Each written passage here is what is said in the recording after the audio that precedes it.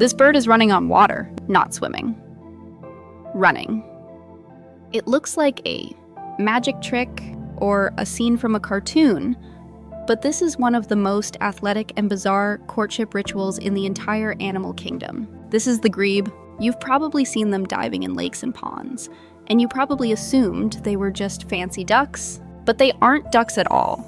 They belong to their own ancient lineage, and they are hiding some biological secrets that are downright weird, like the fact that they feed their own babies feathers for dinner. I'm going to show you why they are terrible at walking, why they eat their own plumage, and the physics behind that incredible water walking dance. First, let's look at their design. If you look at a duck, its legs are in the middle of its body. If you look at a grebe, its legs are way back near its tail. Imagine a boat with the propeller installed at the very back.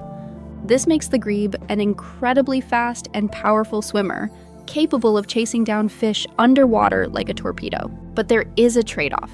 They are almost completely useless on land.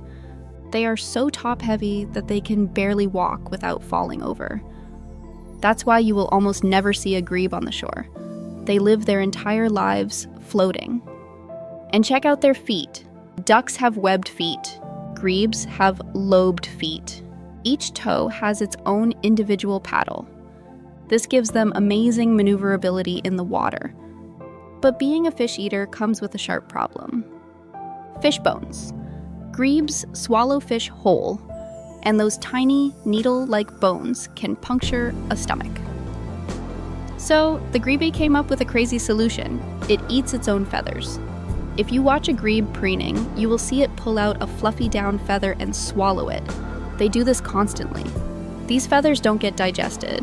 Instead, they form a protective mesh ball inside the stomach. This feather ball catches the sharp fish bones and holds them in the center of the stomach until they dissolve safely, or until the bird vomits up a pellet.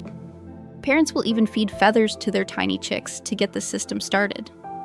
But the most famous thing about the grebe is the rush. This is the mating dance of the Western Grebe.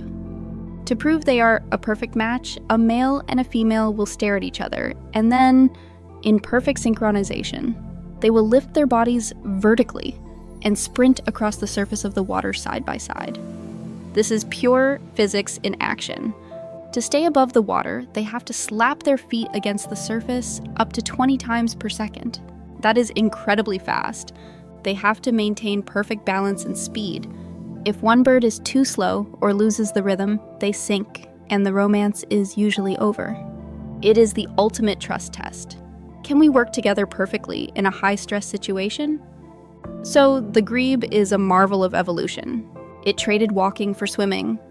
It eats feathers to survive its sharp diet. And it performs a water-walking sprint that pushes the limits of biology just to find a mate. If you want to see more animals that defy the laws of physics, make sure to subscribe.